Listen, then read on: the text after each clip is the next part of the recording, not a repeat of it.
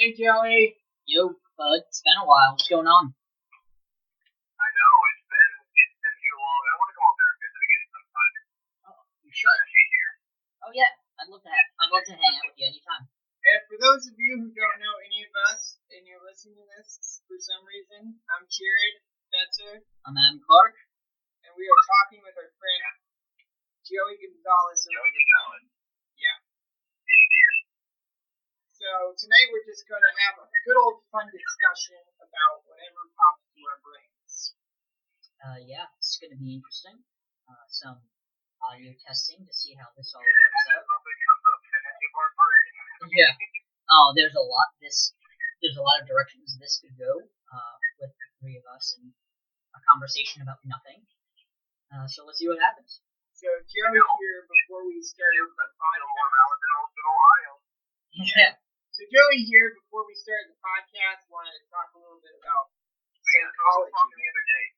I mean, not to just jump into random crap, but I was talking the other day to a couple people about several psychological phenomena and how and why they occur, and it seems like the growing more and more existential crisis that keeps kind of coming up.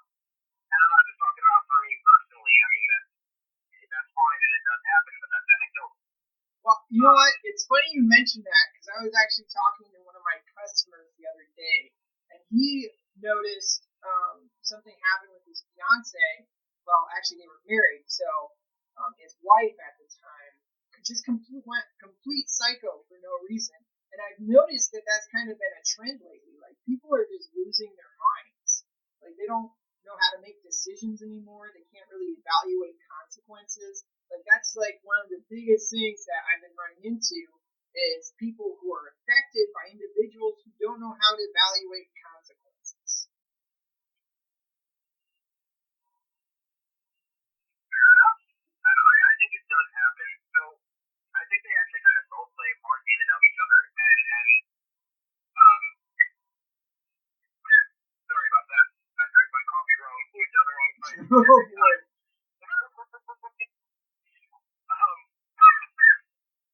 But yeah, it seems like everyone, like the degradation of the cognitive ability to think for yourself is just astronomically dropping. Yeah, and I think. Way quicker than it should. Do you think that technology plays a big role in that? Because people used to have to think a lot more before making a decision because they didn't have all this random information from outside sources that we get from the internet. Well, I think that is a big part of it, and I think right now we're kind of in an in-between phase, like a phasing out of some people and a phasing in of others. So, I mean, being someone who works around technology and phones and tablets and laptops and crap all the time, I see people who are very, very intelligent who come in and like they'll take the technology and run with it. And I don't mean robbing the store, although that's happened once or twice. But no, like like myself, I try to use it to the best of my ability, like just constantly either listening to podcasts or I was listening to a few like lectures on physics and stuff the other day, and it was really, really interesting. So people take it and they either try and make it work with their life and try to learn more, be more knowledgeable, smarter, faster, whatever it is.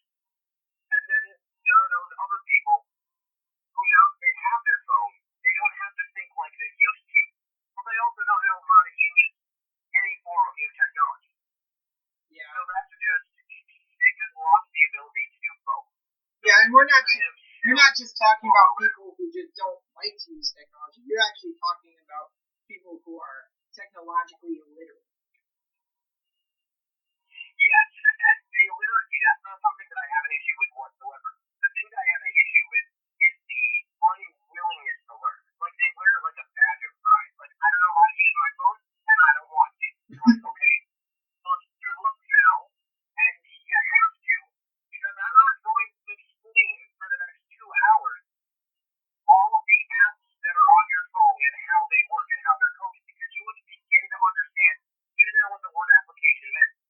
So, Well, that's the funny thing. Like, remember, Joey, when we didn't call things apps, we called them programs. Like, that's been a huge thing. Like, now everything is an application rather than a program. Why do you think that language changed? And Adam, why do you think that changed? Well, I mean, I don't think it changed for any, like, deep intellectual reason other than the fact that app became easier to say. When Apple came out with, like, the first touchscreen smartphone and really started implementing applications opposed to programs, an application is a mobile, easier coding version of a digital program like what you would have on a desktop. So it just became a simplified version of saying it, and the trend just kind of swung that way when the rest of the market followed suit. So I don't think there's really any like deep intellectual, psychological reasons behind it, other than just that's the linguistics that changed based off of culture shifts. Yeah. So kind of delineating back over to what our original topic is kind of the psychology behind people's cognitive dissonance. So their ability to actually critically think. Like, I feel like people have a huge knowledge base, or at least access to a huge knowledge base, but they don't know how to utilize the knowledge and apply critical thinking to it. Yeah. I think Jared's really onto something when he says that. Someone that I follow on YouTube, Tim Pool, he says this thing sometimes that I really like and agree with, is that everyone should grow up learning how to play chess, just so that you understand cognitively when you make a decision, something happens, as in there's a result after your decision. Someone makes another decision in response to your decision, and understanding the balances between action and reactions. And people just don't seem to understand that anymore. So, I actually really agree with that. I think that's a great idea. Like, that if people can learn to do something, I mean, come on, people. But, I think it actually directly relates, and with that being said, it directly relates to their IQ level. Like, the math IQ, in my opinion, now this, granted, this is my opinion, it's not actual based statistic, but I feel like it's dropping because people they don't need to figure any problems out, because I mean, think of how we live right now versus how they lived even 60, 70 years ago. I mean, you got your mid 1900s, and right now, even people who are considered very poor live in much more luxury than they have then, as in electricity, internal heating and cooling, even just simple stuff like microwaves and ovens and crap like that. I mean, they didn't always have that back then. And my personal favorite, showers, hot showers. Yeah, just indoor plumbing in general. I love hot showers. That's like my favorite technology. Yeah. But now, I mean, people don't need to think for themselves because there's no point to survive. It's not survival of the fittest, it's survival of the loudest. And the dumbest people are always the loudest. Yes, we do against the oil. Like the math, you're going to be louder and dumber. And ultimately, yeah, people are just getting more and more dumb. And like, oh, it's okay. If I make a mistake, someone else will cover for it. That's fine. Or we'll sue them until they do. Well, actually, to play devil's advocate a little bit, I'm curious. Are people actually getting dumber, or with the advancement of technology, more dumb people just have a platform to speak and be heard? I think it kind of goes both ways. Like, I don't think it's either or, because there's a lot of smart people out there. Okay, smart people aren't idiots with what they say. They can assess, they can recognize patterns, and they can also assess situations and what the best possible outcome will be for them. When you get into lower IQ, you get to the people who can't assess outcomes. They can't say, oh, if I say this, this is most likely to happen. They don't think that far ahead. They think in an emotional response, like, oh, this guy made me feel so I'm going to make him feel X. And it's no longer an intellectual conversation, it's more of a battle of feelings. Like, I feel this way because he said this, or it not maybe even not even that part of thinking. It's I feel this way because he made me feel this way. Like, it's more of a basic feeling now. And then we're becoming more responsible for other people's feelings. So the smart people are like, okay, all these people are having such bad reactions to what I'm saying, and maybe I should just not say anything, or maybe just say things so intellectually that they don't understand and they can't have an emotional response.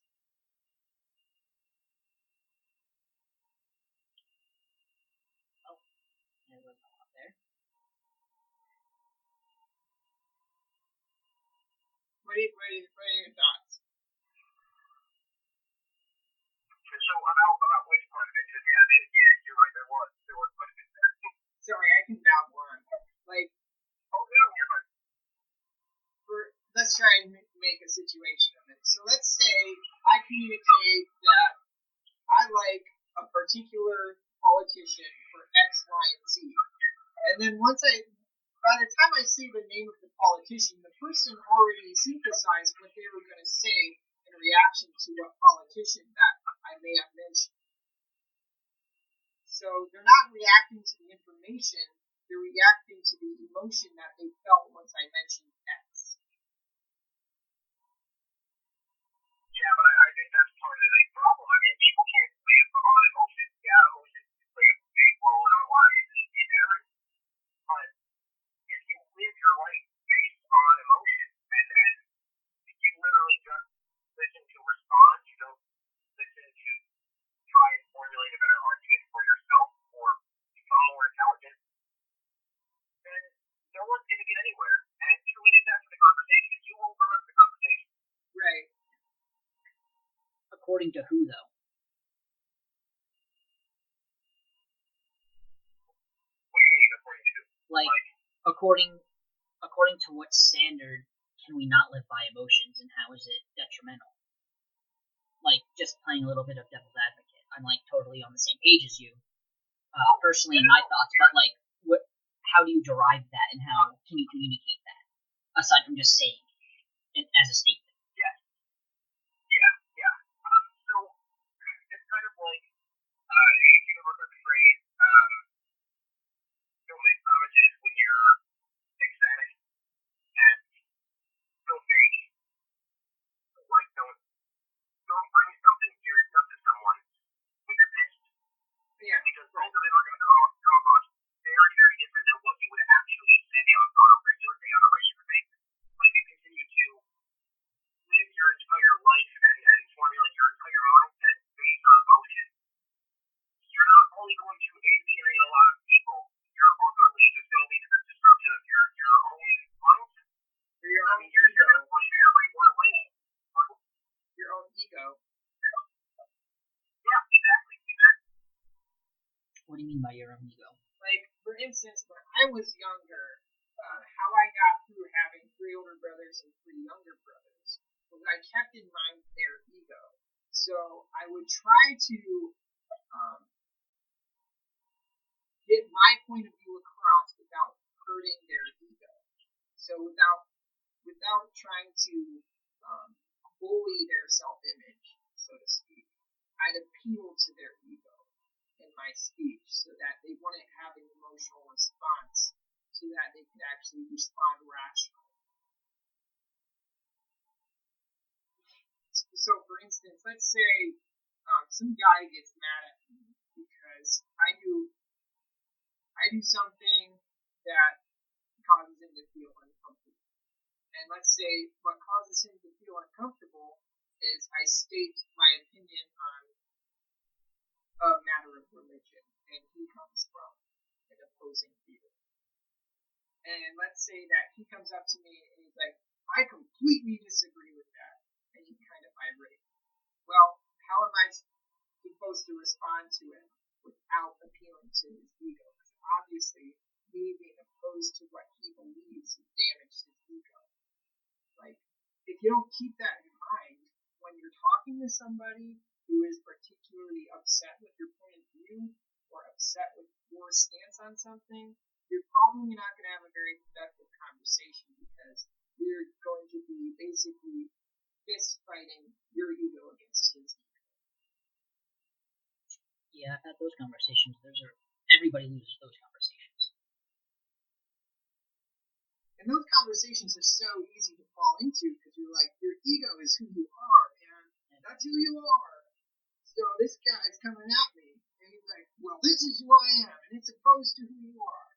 And then you're just like, well, I am this, and then the other guy's like, I am this, and then you get into a fight over identity rather than to a fight over like an actual reason for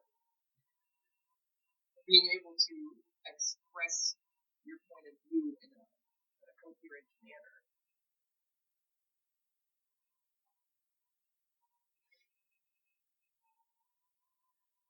So I guess what I'm saying, without appealing to the opposite person's ego, you're never going to get anywhere in a negotiation or in a debate or even in a conversation. Yeah, would you consider that like a universal rule, or do you kind of take it situation by situation? Because some situations people need to be challenged. They need to learn to kind of think a little differently, and sometimes that requires resistance. Well, it comes down to what you want the effect to be. Because let's say you damage somebody's ego, and then they go home, and because their ego is damaged, they're thinking about the conversation. So that could be a result, and that could be potentially a favorable result of you damaging somebody's ego. Is to have them basically go home and sit on it. Like if that's your goal and you do that, it's going to be probably more likely that the person is going to think about it. But if you go too far, they're not going to think about it. What they're going to do is you're going to be the evil character. Their feelings are just going to sulk over how they felt about the conversation, not actually go through the combo. No, not even that. They're not even going to think about how they felt about the conversation. They're going to think, how did he make me feel? And then it becomes a him versus you kind of situation.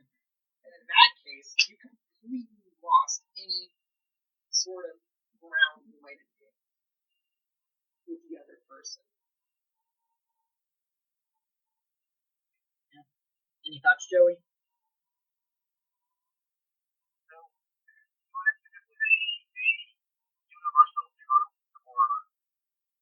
Yeah. Or not. And I think it's like, it's relative to whoever you're talking about. And in my opinion, they're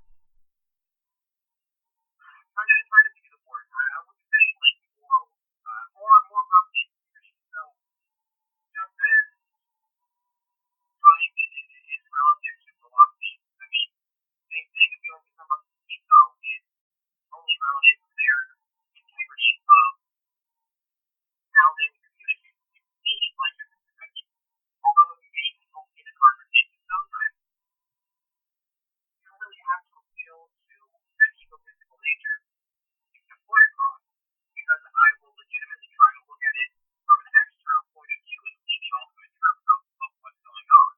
Yeah. Now for somebody a bit more shallow about it, like that's how I approach the best customers, like for the most part, like you really have to touch on their ego. You have to build them up. You would sell anything to them, because I mean no one wants to hear the truth. They just want to hear what makes them feel, and maybe a little twinge of the truth thrown in. Yeah. That might no wrong to get a point across, and even to take it 5 hours, that's just the cold hard truth. Yeah, I think in a lot of ways, salesmen are a lot like therapists. Because your goal isn't necessarily to do a hard sell and make somebody come around to your point of view. Your goal is for them to find out for themselves what they want to buy. And you're kind of guiding them through that.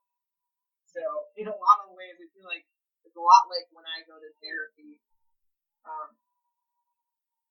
My therapist's goal isn't necessarily to tell me what to do. It's to get me to realize what I need to do in order to overcome whatever issue I'm going through.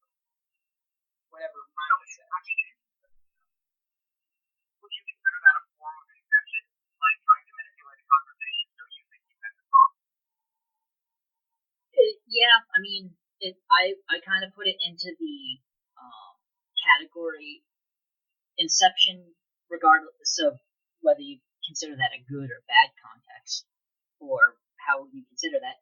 I mean, I guess you could. I put it more in the category of a guide, someone guiding you through your mental thought processes to get to a conclusion, and not, hopefully, they're not a bad manipulative person trying to get you to a specific conclusion they want you to get to, but they're actually getting you to the healthy conclusion for yourself. Yeah, it's not really Inception, because Inception's more done subliminally. It's Inception when you incept an idea to somebody else, which I guess is kind of redundant that I'm saying that. But when you do Inception, you're not being direct with the person. You're being indirect. You're trying to subliminally get an idea across to somebody so that they start thinking along the lines and then create the idea themselves. So it's more manipulative and more coercive, I guess. Is there any moral connotation to that being good or bad, though? Well, I mean, advertisers do it all the time, and their goal is to make money off of the expense of you being subliminally message, whatever, or whatnot. So, I mean, it kind of is what it is. I mean, religions do the same thing. Yeah, a lot of religions do. Like, well, I mean, it depends on the religion. So I can't say all religions are based off of Inception. Well, no, but there are certainly aspects to it. Yeah, Because I think cults do that very well. yeah, I think cults are more along the lines of doing Inception because they're not even telling you the correct information until you actually get to the level of the fully adept in the cult, which is basically the head honcho who's doing all the manipulating. Well, can you even call it Inception when it's literally just flat out brainwashing most of the time? Like brainwashing tactics, they're super direct. They're not Inception really is brainwashing a lot of the time, but it's done in a covert way. Like it's not just flat in your face. Repeat after me. Zodar is Lord. Zodar loves everyone, and Zodar will avenge. I mean, there's a fair amount of cults that do that, but they break down your mental processes like sleep deprivation and hunger, and get you to a mental state to accept it. Or they just love bombing you. That's a big thing. People love bombing others, so somebody gets such an overwhelming feeling of being accepted that they forget to think. Charlie Manson was a particular master at that. I have no idea anything about Charlie Manson, but I do know he's a huge cult following. Yeah, I mean, it wasn't necessarily huge in numbers. It was just more huge in effect.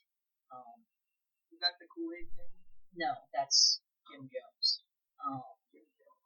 Gotta watch out for the Jones guy. Yeah, but Charlie Manson, he was the '60s hippie with called the Family. It's kind of the story that they followed for what was Tarantino's most recent film, Once Upon a Time in Hollywood. Kind of follows that a little bit.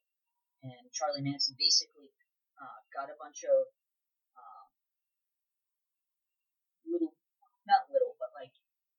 young adult women and some young adult men, aimless teenagers, college kids in California during the whole flower child days. And he'd pretend to be on drugs, but then also give them drugs. And they'd be tripping like crazy, and he'd just be talking about peace and love and just like super laying it on heavy and, like you said, just love bombing them, making them feel accepted, feel part of the family, and then he had, used some brainwashing tactics. They formed a little commune, and then he got them to go murder. How? Yeah. So much for love and peace. Unless love and peace equals murder. Well, he was trying to start a race war. So Oh. he wanted to commit crimes, not take credit for it, but he wanted the elites, the white elite people, to blame the black community, Okay, I get it. and he wanted to start a race war. How fun. Yeah. Not really. No, not at all. I feel like politicians always try to start race wars. Totally. Like, to be quite honest, I mean, Obama, Trump, freaking every different president has tried to divide in coercive ways. Like, it's not like, oh, we need to hate black people because black people are the worst, or oh, black people should hate white people because white people were enslaving black people. It's much more like coercive than that. Like, they'll take sides without saying they're taking sides. You know what I'm saying? And everybody can see it, but not everybody really thinks about it. Yeah. Like, every politician out there practices the principle divide and conquer. That's why we have a two-party system, because a two-party system works great for brainwashing people. You create that us versus them mentality, and then you have the division right there. So you have the us versus them. Oh, the Democrats are causing all the problems. Oh, the Republicans are causing all the problems. Oh, we should just yell at each other. Yeah, it's the divide and conquer. And then it's Hegelian dialectic, which is problem, reaction, solution. So, kind of context of that is you create a problem, you come up with the solution. Yeah. I mean, but in between the problem and the reaction, of course, the problem and the solution is the public's reaction to the problem. But you don't even necessarily need to have a real world problem. You can have an idealistic problem. You can have a religious problem. You can have a racial problem. It doesn't even have to be within the realm of reality. Like, oh, hey, these people are killing us. Let's kill them back, kind of thing. Yeah, I mean, I'd say race and religion problems are pretty realistic within reality, though.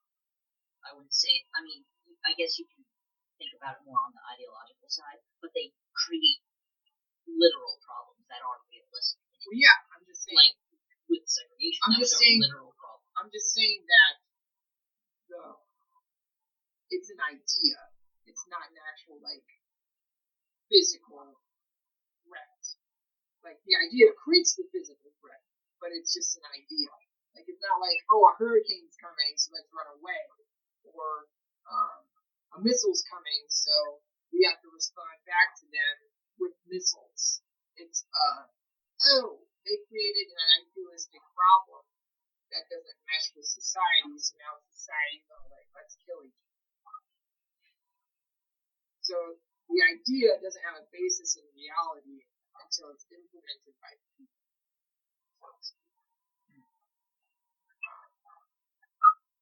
That's why racism isn't a problem. It's not a physical problem. The problem is an idea. It just manifests itself in a physical way. So in that respect, it's more coercive than, hey,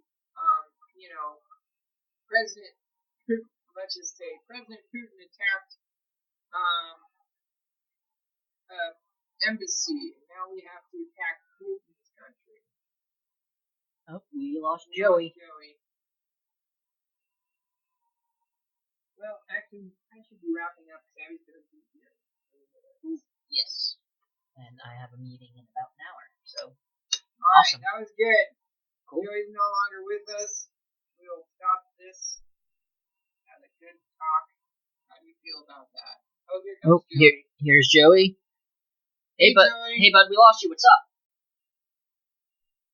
Hey, sorry about that. Sorry about that. Oh, yeah, that happens. We're wrapping everything up now. Got any ending thoughts? I mean, for the beginning of that conversation again, and this is a discussion that I've had with a few people recently, but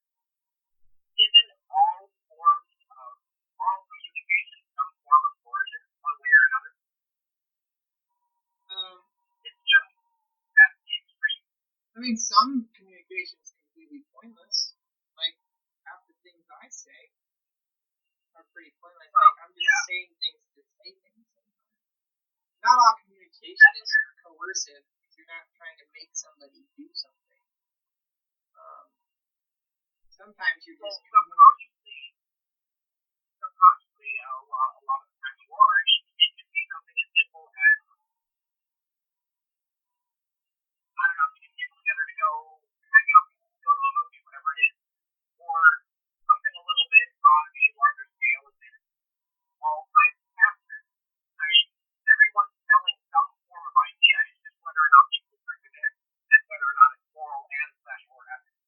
yeah, or if it follows reason, or at least some form of reason that seems slightly reasonable. But yeah, to kind of wrap things up, I think like the point of this discussion, like the theme of it was, why don't people critically think? And I think we answered that question by saying the reason people don't critically think is because their emotions get in the way. And then they think in feelings. They think in how somebody made them feel rather than what somebody said. I think that's a pretty solid summary. But yeah, thanks for doing this podcast with us, Joey and Adam. This was fun. We will have to do this again. Awesome. Yeah, definitely. I agree. All right, we're signing off.